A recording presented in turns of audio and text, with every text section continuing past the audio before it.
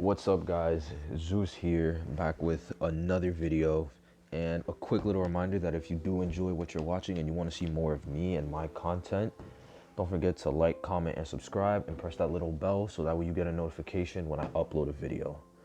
So Day of Fate has finally arrived. I said a few days ago I would make this video, and lo and behold, here's the video.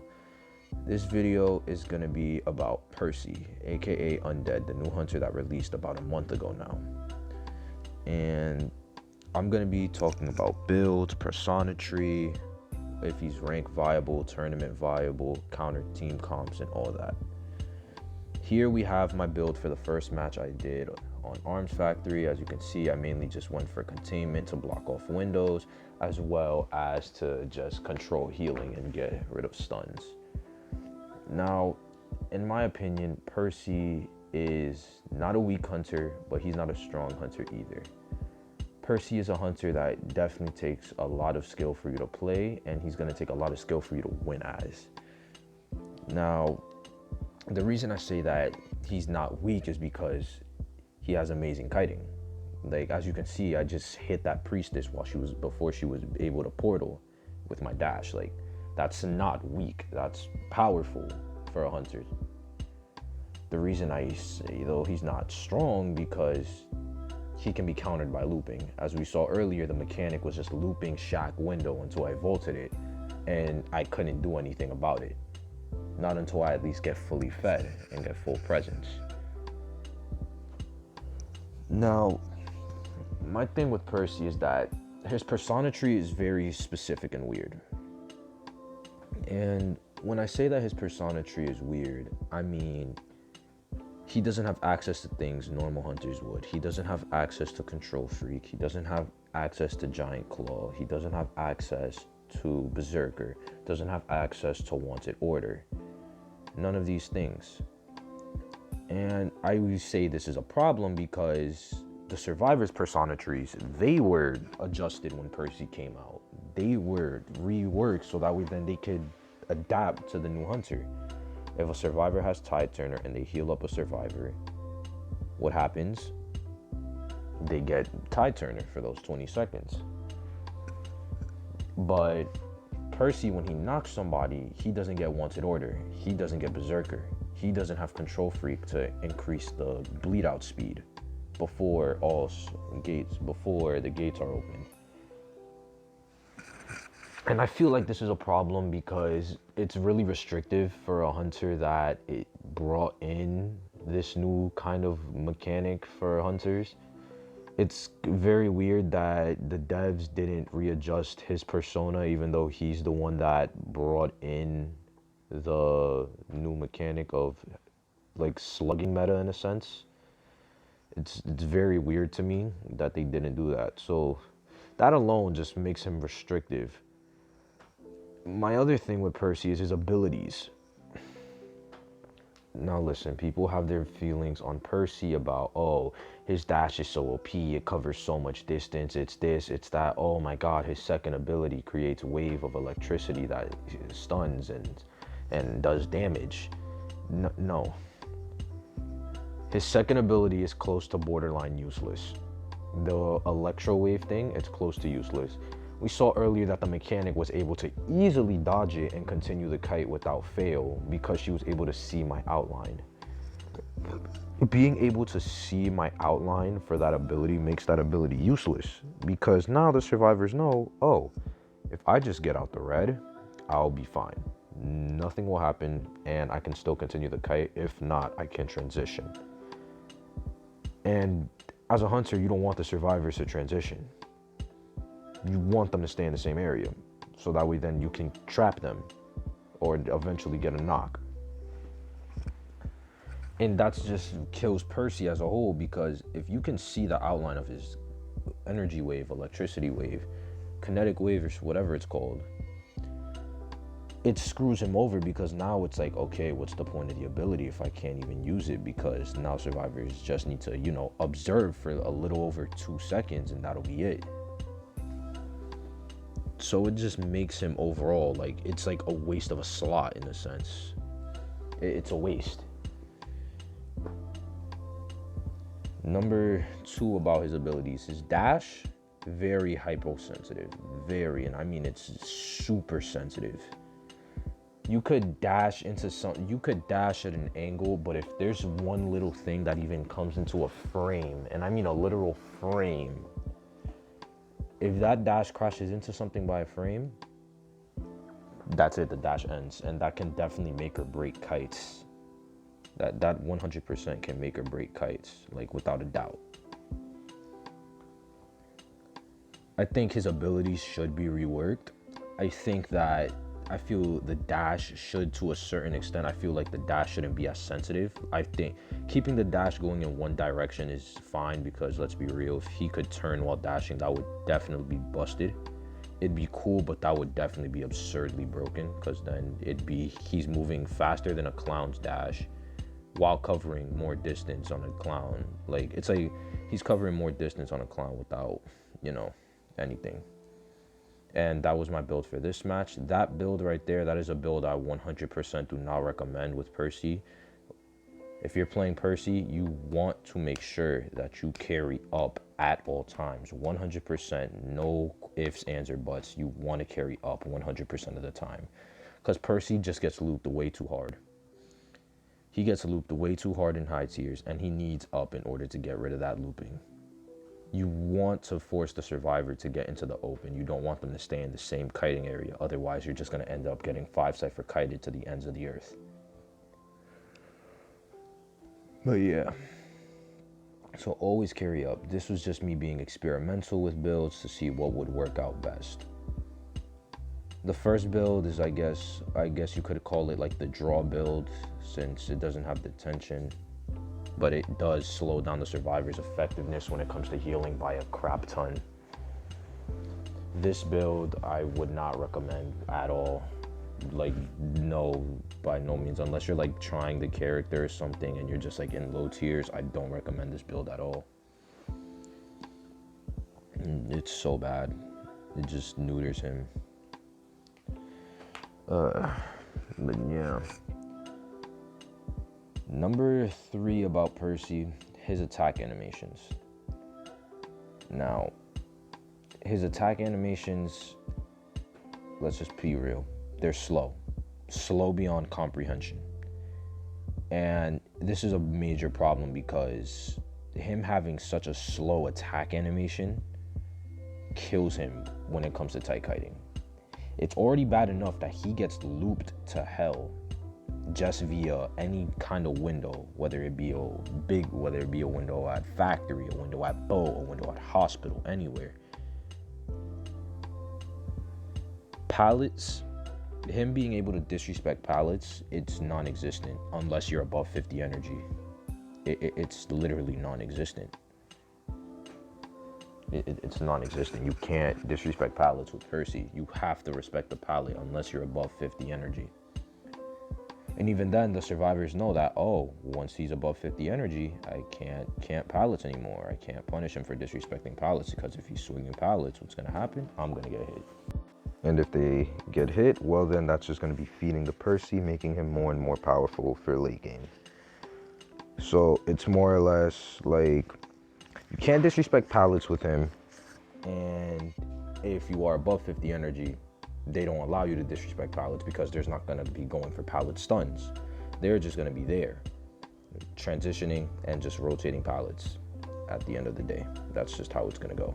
And that's why I say that they should at least speed up his animations, because if they're already going to make it that one of his abilities is borderline useless because the survivors can see it, since they just need to get out of a red highlight, and then if you're going to make it that survivors are not going to even attempt to pallet stun when you're above 50 energy, since they already know this, at least make his animations so English, Jesus, brain fart right there, man.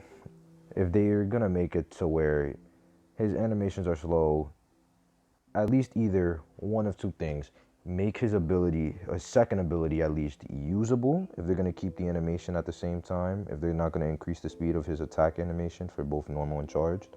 Or if you're going to keep the second ability, borderline useless, unless you're in a narrow area, like a small boat, like that kiting area at small bolt or something, increases attack animation speed so that way he can at least disrespect pallets and keep up with chase rather than just having to use his dash 24/7, which by the way you can't even spam because you know his energy reduction thing has a 50-second cooldown, and then if you spam the dashes, that's 50 energy gained in the span of what, 5 seconds, 5 to 10 seconds at best.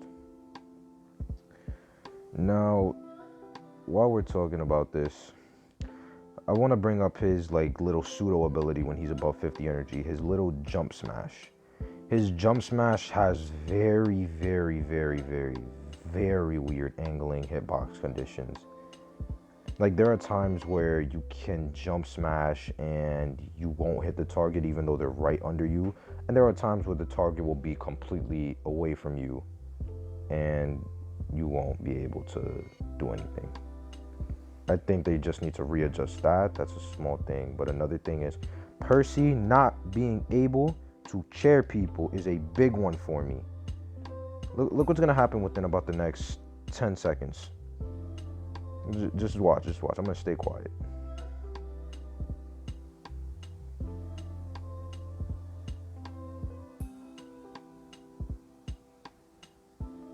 This is my problem. That is why I am not a fan of Percy. That is like the main thing why I'm not a fan of him. He can't chair people, and that can throw matches hardcore. Percy is a hunter who can't chair people, but also can't chase if he gets looped, and then has no cipher pressure or control at all.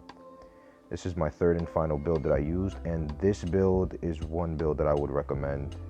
The tension saves late game because everyone dies in one hit, so if the faster you knock them with the normal hit, it's just good. It just saves. It saves a lot. But yeah, Percy not being able to chair people is a big problem because as you just saw, the Explorer was able to crawl to dungeon even after my attack animation already finished. Like I was already ready. I could have picked him up, but I can't because I'm not allowed to chair people. If they're gonna have that in, I'm fine with him not being able to chair people late game. I mean, they get late game, early game, because that's his whole thing. That's his whole shtick. But I genuinely believe that he should be able to chair people late game, just so that way stuff like that does not happen, because that just really hurts him. It makes him really unpopular. Because now the survivors just need to kite towards a gate or towards dungeon, and then it doesn't matter if they get knocked. Because they can just crawl, especially if the survivor hasn't been seen by the hunter for the entire game. They have 50 seconds to just crawl. Not to mention they have a crawl speed boost. It's just insane. And now let's talk about Percy's hitboxes. Percy's hitboxes, as we've seen throughout this entire video, weird AF. It's insane. You saw what just happened to that Mind's Eye. She ran into my dash, but even then my dash was nowhere near her. My dash was nowhere near her. I 100% should have hit the wall. I don't know how it hit her. But Percy just has very weird angling in hitbox, so I think that's definitely one thing the devs must readjust, as well as his persona and just his overall kit in general. If they're gonna keep his second ability the same, at least to make it so that way the survivors can't see that you're charging it up. So that way then it's at least a little bit better and I guess usable.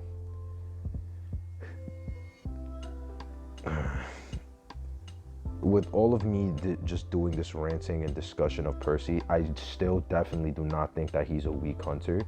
I still think that he's rank viable, tournament viable. I know if you use him in tournaments, I guess God bless your soul if you manage to even use him in a tournament and win. But he is barely legendary ranked viable, and he is nowhere near tournament viable. Legendary ranked, he will get destroyed. You will always 9 matches out of 10 play for a tie. 9 out of 10 matches, the best possible scenario would be you get a tie, and that's just the end of it. There's no like discussion over it. Is he weak? I would not say he's weak because, as I stated earlier, God tier kiting. Is he strong? Also no, because definition of strength in this game would be Dream Witch. Dream Witch has good cipher pressure, decent enough chase if you bring Patroller or Blink, and just overall can spam the abilities at the same time. Like, Dream Witch is like the epitome of the hunter, of what a hunter can and should have. The only way for you to have cipher pressure with this hunter is if you carry TP, and if you don't have trump card, well then cipher rush is going to be a pain because abnormal. So yeah. The second build though, I do not recommend. Third and first build, depending on how you play Percy. You could also run a trump card Percy build, which is just up, trump card, and then just heal, and then just healing resistance and all that. So that way then the survivors don't heal as fast. But yeah, Percy, in my opinion, is not that strong of a hunter. He's not OP as every single survivor has been saying that he is. Every single person in this game's community, he's nowhere near OP. He's very mid tier at best.